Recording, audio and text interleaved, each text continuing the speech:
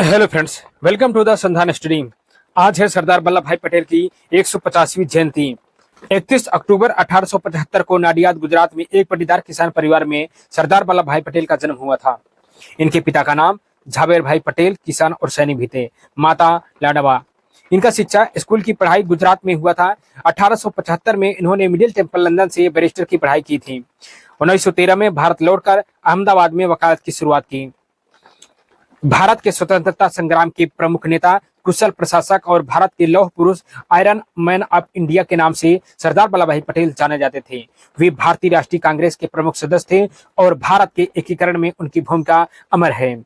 उन्होंने 562 रियासतों को भारतीय संघ में मिलाकर आधुनिक भारत का निर्माण किया।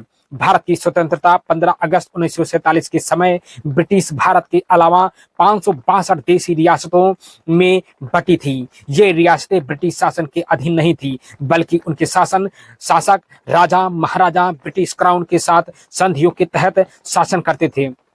स्वतंत्रता के बाद इन रियासतों को भारतीय संघ में विलय करना एक जटिल चुनौती थी, क्योंकि प्रत्येक रियासत स्वतंत्र निर्णय ले सकती थी। भारत में विलय, पाकिस्तान में विलय अथवा स्वतंत्र रहना। सरदार वल्लभ भाई पटेल देश के प्रथम उप प्रधानमंत्री तथा प्रथम गृह मंत्री बने और उनके सचिव रहे बीपी मेनन ने। सरदार वल्लभ भाई पटेल ने एक भारत की नींव रखी।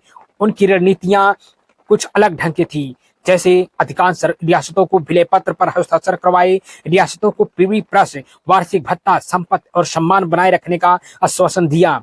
दृढ़ता और सैन्य हस्तक्षेप। हैदराबाद निजाम 13 से 17 सितंबर 1948 में ऑपरेशन पोलो के तहत हैदराबाद निजाम को भारत में एक संग मिला लिया। जूनागढ़ को जन्म संग्रह के बाद विलय करा लिया। कश्मीर महाराजा हरि सिंह ने भारत में विलय पत्र पर हस्ताक्षर किए और 26 अक्टूबर 1947 को।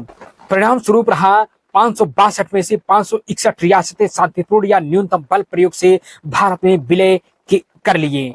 केवल कश्मीर में पाकिस्तानी घुसपैठ के कारण युद्ध हुआ। 1956 तक सभी रियासतें राज्यों का पुनर्गठन कर भारत के प्रशासनिक ढांचे में समाहित कर लिए गए।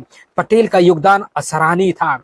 सरदार वल्लभ भाई पटेल को लौह पुरुष कहा जाता था। भारत का एकीकरण उनकी सबसे बड़ी उपलब्धि थी। बिना उनके दूरदर्शी नेतृत्व के भारत बिखरा हुआ संघ बन सकता था।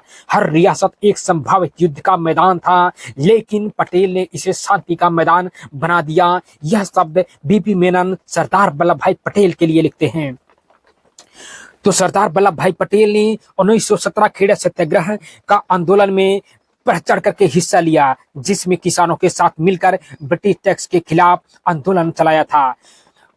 1928 में बारडोली सत्याग्रह, किसानों पर लगाए गए 30% कर के खिलाफ सफल आंदोलन किया। यहीं से सरदार वल्लभ भाई पटेल का नाम सरदार पड़ा, सरदार की उपाधि मिली। 1930 में नमक सत्याग्रह आंदोलन की दांडी यात्रा में गांधी के साथ बढ़ चढ़ करके हिस्सा लिया। 1942 में भारत छोड़ो आंदोलन, गिरफ्तारी के बावजूद भी नेतृत्व करते रहे। पटेल गांधी जी के निकट सहयोगी थे, लेकिन वे कठोर निर्णय लेने में विश्वास रखते थे। स्वतंत्रता के बाद भारत का एकीकरण प्रथम उप प्रधानमंत्री और गृह मंत्री 1947 से 1950 तक रहे। सबसे बड़ी इनकी उपलब्धियां थी जो 562 देशी रियासतों का भारतीय संघ में विलय, जूनागढ़, हैदराबाद, जम्मू कश्मीर जैसी रियासतों को समझौते या सैन्य कार्रवाई से जोड़ लेना। ऑपरेशन पोलो के तहत 1948 में हैदराबाद को भारत में मिलाया, प्रीवी पर्स की व्यवस्था शुरू की, बाद में इसे समाप्त कर दिया गया। इनका व्यक्तित्व कठोर, स्पष्टवादी और अनुशासित था। गांधी जी के अहिंसा के सिद्धांत का सम्मान, लेकिन व्यवहारिक दृष्टिकोण था। सादा जीवन और उच्च विचार वाले थे। स्वास्थ्य खराब होने पर भी देश सेवा में लगे रहे।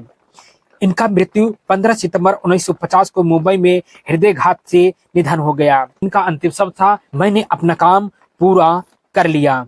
सम्मान और स्मृति। भारत रत्न 1991 में मरणोपरांत मिला। स्टैच्यू ऑफ यूनिटी विश्व की सबसे ऊंची प्रतिमा 182 मीटर केवड़िया, गुजरात में स्थित है। राष्ट्रीय एकता दिवस 31 अक्टूबर उनके जन्मदिन पर मनाया जाता है। सरदार वल्लभ भाई पटेल विश्वविद्यालय, सरदार सरोवर बांध आदि उनके नाम पर अंकित हैं।